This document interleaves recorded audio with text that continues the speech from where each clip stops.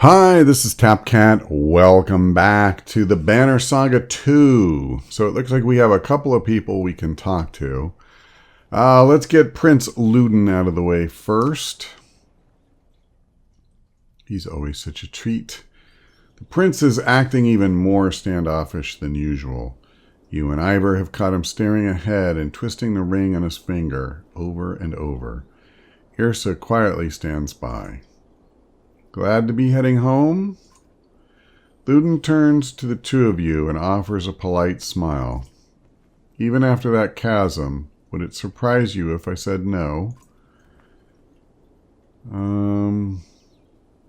I thought you hated being so far from Arborang. Life on the trail hasn't won me over, but it's not all bad. It's even possible that I've learned a few things about leading people while out here, however unlikely that might seem to us. You, Ivor, and Yrsa are stunned to hear the prince talk this way. I've grown up in comfort and trained with scholars and fighters. I've never known anything else. Saying stuff like that won't make you any friends in this caravan. But that's just it. Among these clansmen, I've seen the differences. I think I understand them a bit more. I think this is the good question. What do you plan to do with this understanding? If we make it to Arborang without being slaughtered by Dredge, when we make it, I'll talk to the king about my ideas for sharing information. Advisors learning from craftsmen, craftsmen learning from advisors. You've never seen the prince this animated, but then his face falls. I just don't think the king will appreciate my knowledge. Yrsa will agree, my father's not what you call open-minded. The king's a hard man. Has to be, but his son is his weakness.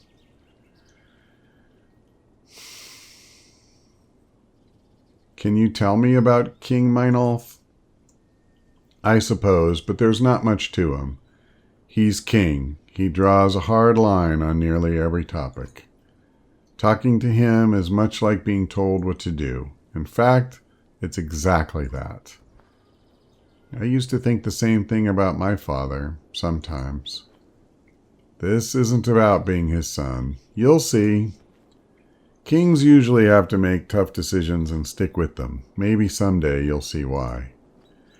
I know. I just don't think he'll care for my ideas on treating with commoners. What would you like to be called? We're all people, Prince, even you. You have a charming way of humbling me. Yrsa rolls her eyes. Just keep an open mind about your father, the way you'd like him to have toward your ideas. That's something I've never considered before. I'll think on it. As Prince Luden and Yrsa walk away, you feel Ivor watching you. What? When did you become so full of sage advice? Since I started listening to you? Gods, don't start making that mistake. The two of you share a smile before moving on. Well, that was a lot more interesting than most conversations with Prince Luden. All right, well, we haven't talked to him for a while. Not since his brother went traitor.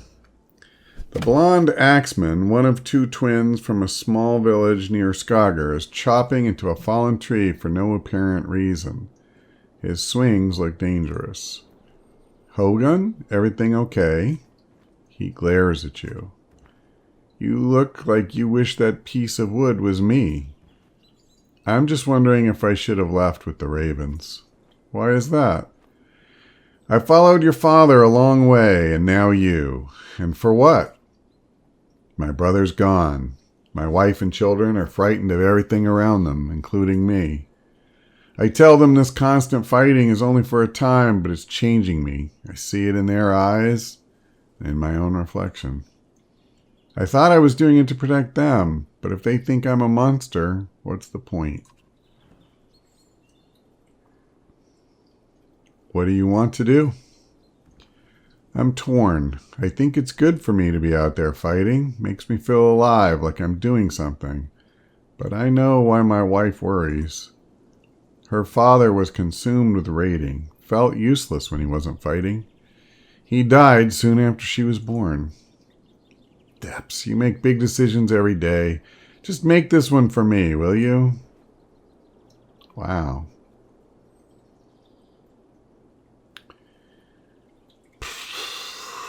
I mean, I kind of want him to keep fighting for my sake, but maybe we should tell him to be with his family? I don't know. He sighs with relief and nods. Well, I'll still be around, but I'll be busy playing with my kids. Thanks, Alette, and be safe out there when you're fighting. Well, if he was relieved, then that tells me that was the right choice. If he was doubting it, then I would feel differently. So, that's cool. Do we have anybody who needs rest still? I feel like we did. Yeah, Eirik. Alright, I'm not going to worry about that. We'll just go ahead and leave. If I remember right, there was a town not far up ahead or something. Yeah, Grundar. The ground shakes again, enough to cause the yaks to strain at their leads in panic. Out here in the plains, with nothing but open sky above, you feel remarkably vulnerable. Only a few trees around and no mountains, Hakon says in a wry tone. Looks like we only have to worry about the ground opening up beneath us.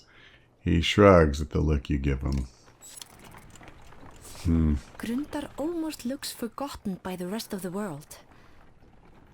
Maybe those who live here have forgotten the rest of us too. In a field just outside of Grundar, the caravan spots several creatures you assumed were myth. I don't believe it. Are those... 2 Horseborn hold simple bronze weapons and stand guard over a few others who look wounded, unable to rise. The size of the caravan makes them nervous.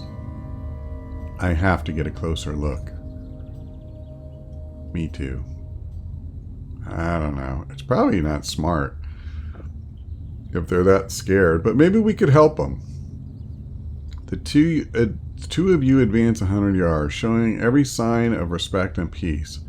A number of clansmen push closer too. Well, that's not necessarily great. The male Horseborn... Oh, did I say Houseborn? I misread it. The male Horseborn stomps a hoof repeatedly.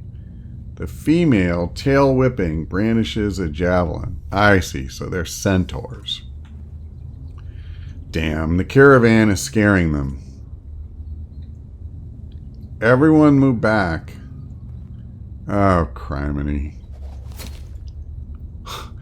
Your sudden shout spooks the female Horseborn. She throws a javelin which pins the ground near your feet. Several archers fire, but their shots are wide. Wow, that's horrible. Hold, no more arrows. The male says something in what sounds like a long stream of consonants. The female lowers her second javelin. We just want to help. The male's tail swishes. You help? His voice sounds strained, and his mouth moves uncomfortably around the foreign words. Yes, help. Oddleaf steps aside as you wave to Eyvind for help. The female looks agitated. She speaks in their strange way. The male responds to her, then turns to you. Help Roek and others. I'll try. This is certainly a first. A standing Horseborn step aside, allowing Eyvind to approach the wounded fighters.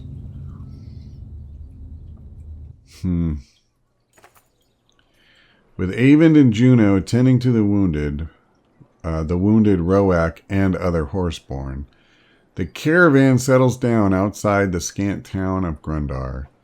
It appears the town is enjoying a small festival.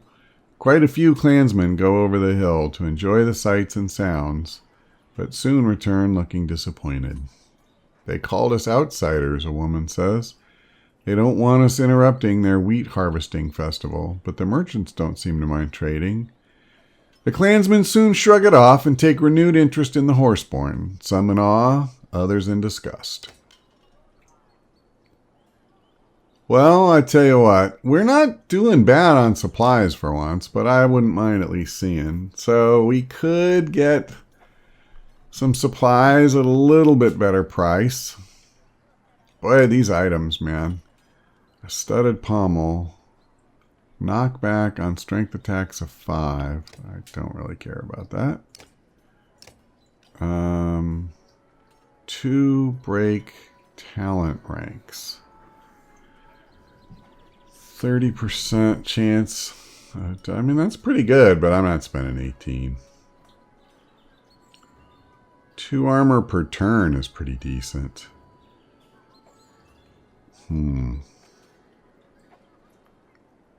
Plus 2 move, plus 5 break. Oh, wow, but minus 5 strength attack. And I don't really want to pay 16, and I don't have a level 6, let alone a level 8. So, this is the only one I'm actually willing to consider. And I don't know, that seems pretty darn good. I'll do it.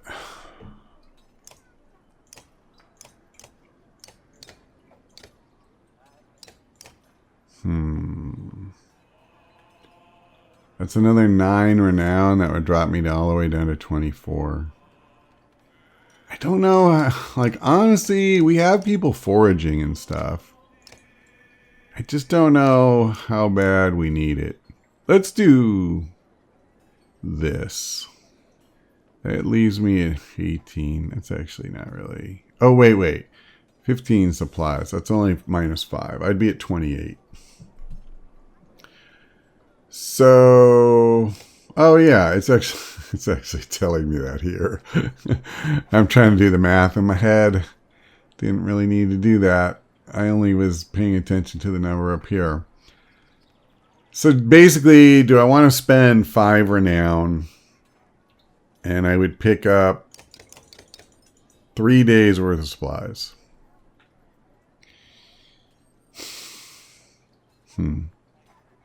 I don't think so. I think I'll leave it be. So let's go ahead and talk to the Horseborn. Skathak says, thank. You glance at Ubin, who snorts and smiles. Skathak's thanking you for helping his friend, Roak. Deirdre's the other one, but she's not in a talking with Varl and humans mood. You're welcome. I'd like you to meet Hakon. Skathak's tail swats his flanks, and he bows his head towards Hakon. Varl mans. Same herd? No, but we're no longer enemies. I haven't seen Horseborn in centuries. Last they knew, humans and Varl were at each other's throats. What happened to Roak? Roak, brave fighter, protect food, hit many times. Hit? Who was attacking? Skathak says many things in his other language. I'm not even going to try. His eyes go wide and he stomps the ground before pointing west. You look at Ubin. I don't have a clue, but clearly not a friend. Was it the people here? Here in Grundar? Skathak looks where Hakon is pointing. He shakes his head and points west again. The Varl king eyes Skathak suspiciously. How do you know our language? He just stares at you. You talk like us. Where did you learn? Heard little trade with mans in mud. I think he means our bog friends, the cragsmen. What brings you so far north? Skathak looks confused by the question, so Ubin shows him the map, pointing to Dalaland and Grundar. Food. Our plains break. Hakon snorts. Might be justice. Didn't they kill all the horses, Scrivener? His ancestors did, yes, but blaming folks for things that happened hundreds of years before they were alive? You may as well accuse these humans around us of starting the Great Wars. Have you found the food you were seeking? Enough for time, my guess. 2 others take to herd in south. His hooves scuff the ground during certain words. Just those 2? What about you and the couple? Skathak, Roak, Deirdre, stay. This herd help. We help this herd. Thank you.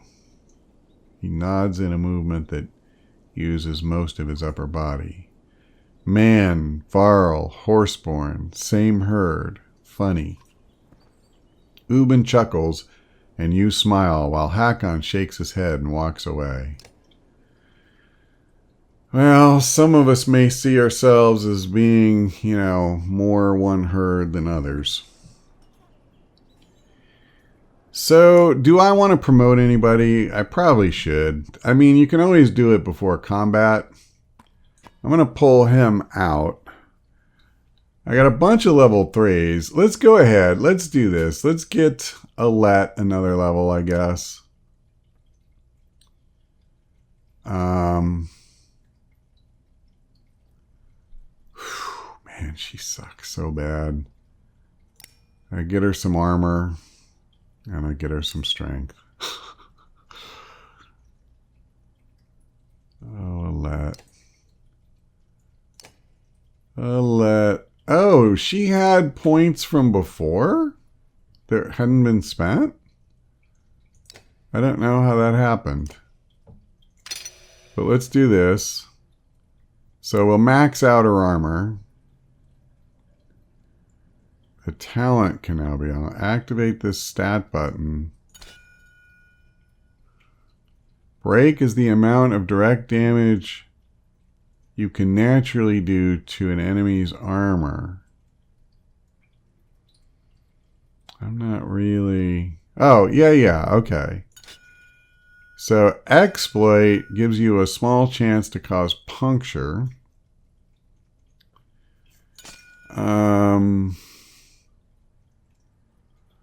A small twist can turn a crushing blow into a scuff on your armor.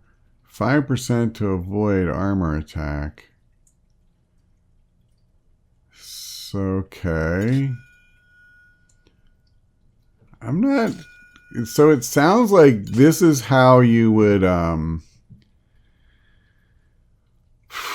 This is how you would prevent them breaking your armor? I'm not really clear on it. But I think for right now... Oh, wait a second. What's this? 20% to resist 1 armor damage. 20% to regen.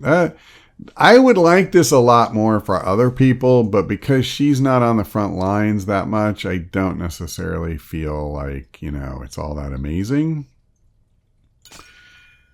I mean, that's a lot of points to do very little. I think what I want to do... Hold on. Yeah, I'm going to do this. We'll just max her out on that. I'm good with this. It's fine. And then I kind of want to promote somebody past level 5, if I'm honest. Although I could also promote Oddleaf. I just have so many level 5s. This is getting a little bit bonkers. Like Hakon too. Everybody's level 5 and level 3. She's like the only one that's an even number, I think. Okay, well look, I can't stare at this all day. What am I going to do? I feel like I should make one of my guys at least a higher level. And honestly, Mogger is better. Like his stats are better. Let's go ahead and do this. So, let's see. Choose ability. Are you sure you want to promote? Wait. Promote. Continue. Okay, I don't want malice. Well, maybe I do want malice. hang on a second. What is his ability right now? Battering ram. Okay. Break attack +2. +3, return the favor. Okay. And what is this? Oh, I see. Triggers every time the shield takes damage from an adjacent enemy. Okay. All right. So, sorry, this is all new to me. I haven't seen any of this before. So, we can choose between malice and battering ram, I guess. Don't I already have battering ram? I kind of like malice, actually, for somebody with his armor and stuff, so I'll take it. I don't know how often we'll use it. Now, so he's got the same abilities here that she did. I just don't like putting points into something like, God, a 20% chance for it to happen, even when you max it out. I'm not really loving that. I think what I want to do, I want to give him at least one more strength. And I'll do...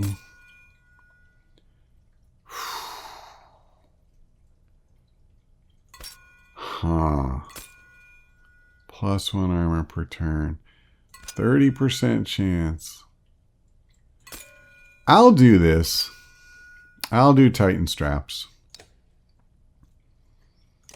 We'll give that a try. I like that you can really push that number up. Alright, so we've got one level 6. That's pretty good. And he has enough experience. He could even go to level 7 if I, have the renown to pay for it. Okay. Wow. Alright, that was a lot to do. So why don't we kind of put this on hold? I'm not going to rest or anything. I think we're ready to go. Do I want to buy another couple days supplies? I don't think so, especially since I just spent a bunch of renown promoting guys. Now that Roax had a chance to heal, 2 of the Horseborn are heading south to deliver some supplies to their people. Okay, well, we were actually told a minute ago that it already happened, but whatever. What crazy idea is in your head, Scrivener? With the world falling apart around us, there may not be another chance to track down south. Listen to yourself. The world is breaking. Everyone's free to do what they want, but you'll be missed. Yeah, remember that when it comes to dealing with Ruga as well. If he wants to depart, by the gods, let him. You taking your hired muscle with you? I'd feel better if Gunnulf stayed with all of you. That blade of his is sure to attract the wrong kind of attention.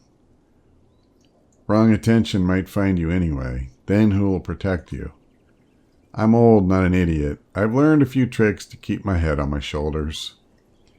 The younger Varl shrugs and walks off to find food. Then be safe, Ubin, and join us again if you can. You know where we're going. Don't worry about me. Just make sure you're alive to see this thing through to Arborang. Farewell. Scrivener says a few more goodbyes before departing with the horsemen.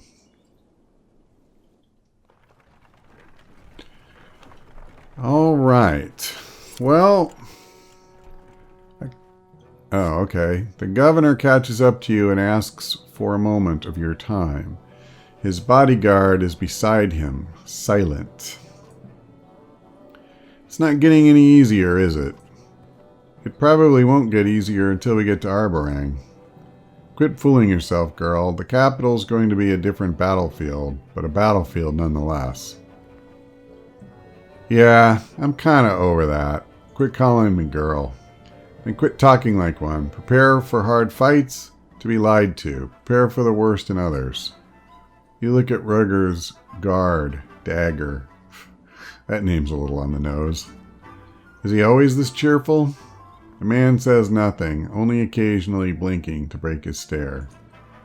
Listen, I didn't come over to insult you. And why does it feel like that's exactly what you're doing? The governor is about to react, but calms himself. Get us across this wasteland, and try not picking up any more strays, will you? He sneers in the direction of the Horseborn before leaving you. Well, that's moronic, because they're probably going to be quite helpful in a fight. And if you open up any kind of potential alliance with another group of fighters, you absolutely need to look at that right now, because holy crap, are we in a bad way. A few of the weavers have been smiling more than usual lately, and now you know why. Aleo leads children out from behind a cart in new costumes. Some have horns on headbands, while one red-headed girl wears a green cloak like yours. A boy wearing a red cloak is carrying an axe. The entire caravan gathers around to watch the performance. The young actors stand behind a short wall and discuss an approaching dredge army. As a black cloth rolls across the ground in front of the actors, a young man in red armor stands up and shouts, "Bellower." This is a reenactment of the Battle of Borsgard. Okay, I'm not sure this is a great idea, but I think ending it in the middle is kind of cold. A dark-haired girl holding a spear says, "We'll get no help from the governor, we're on our own." A few people in the crowd laugh while Ruga stares at the skald. The young Rook, Alet, and Varl run towards the fierce Bellower, attacking and being repelled. Finally, the girl dressed as Juno hands Rook a silver arrow. Rook hugs Alet and shoots the arrow. Bellower roars. I'll watch it. I'm not going to be weak. Bellower grabs Rook by the throat and growls. You sense heads in the crowd turning towards you when Aleo and a weaver suddenly snap the caravan's banner in front of the scene like a curtain. As the banner lowers, the young version of you cradles the boy dressed as your father. The other actors stand in a semicircle around you and begin singing a familiar tune. Crowd joins in and an impromptu line forms with everyone walking by to lay a hand on your shoulder. Morale improved. That's nice. Personally, I feel like that's almost the definition of too soon, but I guess it worked out in this scenario. Scouts report subtle movements around you. We're being followed. Studied, maybe, she says. Can't tell how many. It's like they disappear if you look directly at them.